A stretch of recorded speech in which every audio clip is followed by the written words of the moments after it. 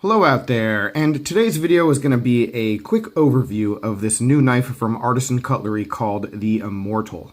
And the Immortal here is a knife that, well, it really reminds me of another knife that I just recently reviewed on the channel, and that was the V-Knives Thai Sportster. In terms of size and weight and just overall philosophy of use and purpose, those two knives, they're just really similar. The difference with this Artisan Cutlery model is that it actually delivers on what it's supposed to be. It is a well-built knife. It is assembled nicely with good materials, and it is at a cheaper price point than the V-Knives knife that I reviewed a week or so ago. So a lot of upgrades here, and this is really what I was hoping to have seen a week or so ago with that previous knife. The people at Artisan, it looks like they've done a pretty darn good job with this one, and we'll get into some of the details and the things that impressed me about this. I will also be linking to their webpage down below because this knife actually was sent to our pass-around group along with a couple others in order for a number of different YouTube channels to be able to review. So this is the first of the 3 knives from them that I've gotten in my hands. The one that I was excited for the most just because of the design. Let's check that out. And yeah, it's one that is not disappointing me at all. You know, my experience with Artisan thus far has been a little bit up and down with me liking one of the knives I got from them and not really caring for another. But this is the first time that I've really been able to delve into the more like high-end versions of their models. You know, a lot of the models that they have different variations. They have like a G10 version with, I think, D2 is the steel for most of like the more budget stuff. And then they have S35VN and then M390 on some as well. So this knife right here, the Immortal, you can find in a number of different configurations that might fit your like material preference or just your budget needs. So very cool that they have those different options. But again, the point of that is that I had not seen them executing at their best yet. And their best is pretty darn good. So let's just get into it. Let's start with a couple size comparisons because this is a pretty large knife. It is just about on the top of my range of the kinds of knives that I'd be into. Size comparison right here with my favorite knife of 2018, the Case and Southern Grind CG01. I know it doesn't look like it from perspective, but it is actually almost exactly the same total length. The Paramilitary 2. Just a classic one to compare. A little bit shorter overall. Kershaw bare knuckle as well, why not? Just about the same length as that PM2. So, yeah, as far as length goes, nothing too crazy or out of my ballpark, but it is a little bit of a beefy knife. Just take a look at that real quick. But again, as far as the dimensions go, it's nothing crazy, nothing that's just going to shock you. You know, sometimes you pick up a knife and you're just not aware that, oh, it's like super thick or super thin or odd in any capacity. And this one, no, it's not really like that at all. It's sort of what you would expect for a knife of this size. And let's just, for fun, do the weight. I'm going to ask a question right now, guys. Does weight matter to you? Because I had a couple comments, interestingly enough, in the past couple weeks where, like, one guy said that weight was super important and I needed to discuss it more and be a little bit more definitive about it. And another guy was like, nobody cares about that stuff except for YouTube reviewers. Nobody cares about weight. So let me know down below. Do you care about weight? Does the fact that this is 5.55 ounces really matter to you? Honestly, like, I did not know that it weighed that much until I just weighed it. So, like, 4 ounces almost even for the Case here. And the Paramilitary 2, 3.88. So, yeah, it's a little bit heavier, but I don't know. When you have the 2 knives in your hand back to back, you notice it. But if you don't, then I don't really notice it. So sometimes they're, like, top heavy or they're not like the right weight in one certain part and you feel that like density, but no, not really a big deal at all here. So anyway, that's that. But let's get into, for me, what is the most appealing part of this knife, and that is the blade. The blade here is S35VN, but it's not even about the materials, it's about the design. the design here is just super cool. And I'm not even going to say that it's like necessarily functional. It's just cool to look at. I mean, the swedge starts all the way here and goes all the way up and down and around. Like, I don't know, it's just a little bit of an oddity, and I think it looks neat. Again, is it functional? Probably not. I mean, I don't know what it really adds to the knife in terms of use. Same thing with the fuller, but I just think the overall aesthetics are unique, and I like them.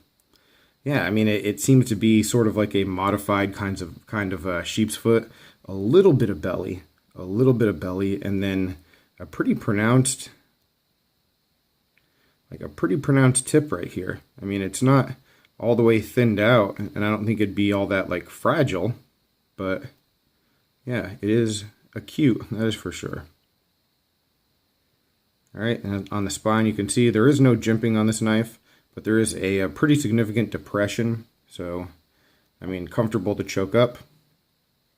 And ergonomically, let's just get into that right now. The ergos on the knife are pretty solid for me. The way the knife fits in my hand, like with the curvature right here, my 4 fingers fit perfectly right here. If you have a little bit larger hand than me, you probably won't have a problem. If you had a very big hand, you might be able to use this here, but I'm not sure. I was talking about this knife with a buddy of mine, and he just expressed caution that his large hands wouldn't be able to fit on it. I don't know that would be the case. I don't know. Anyone who has had this knife and has large hands, comment down below, but I mean, I think you'd probably still be okay just like having your pinky all the way down here, but again, that's not really an issue that I'm having to deal with myself. All right, other things when it comes to ergos on this knife, the titanium here, it does have like a little bit of a coating. It isn't high traction, but it isn't slick at all, which is really good. I mean, like it's not going to really slide around on your hands. The other thing is we have these, like, I don't even know if I'd call them inlays. It's carbon fiber. It's almost more of an overlay. You can see how it sort of just sits on top of the scale.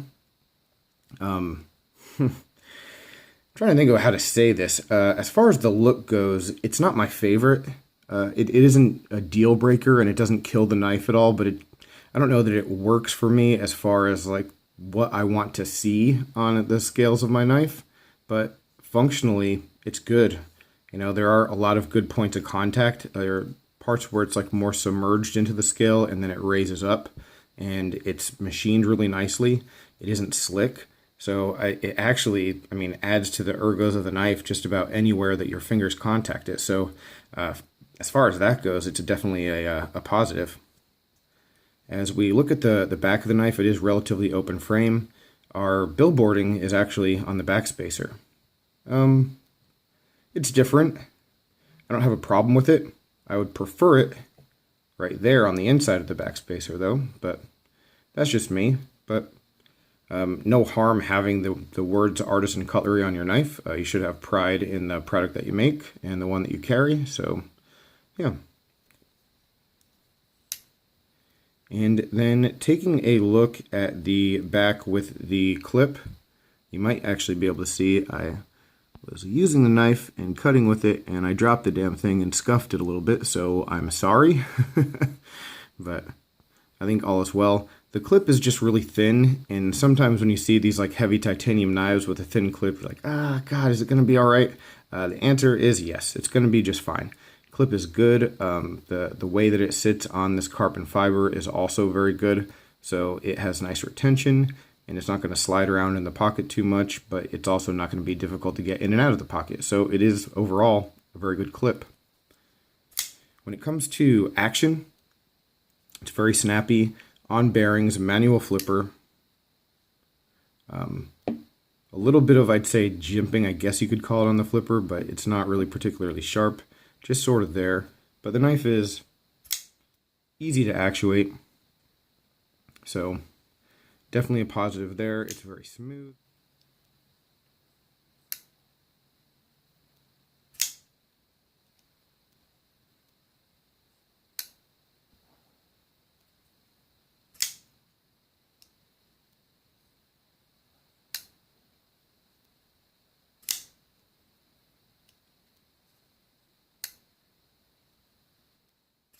The detent is you know, so you can, if you just sort of push weakly,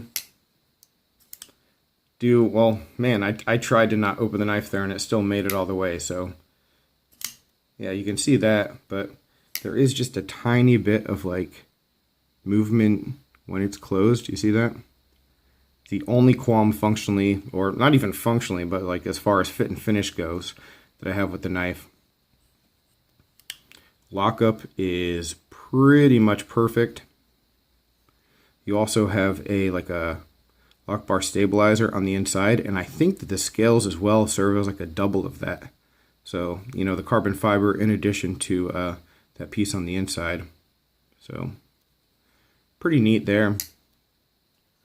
I also like the cohesion of the design where we have these like little marks, you know, this milling, and then the fourth bit of milling is actually your lanyard hole. So yeah, this is a well thought out knife. A little bit unique as far as design goes and just basic like look.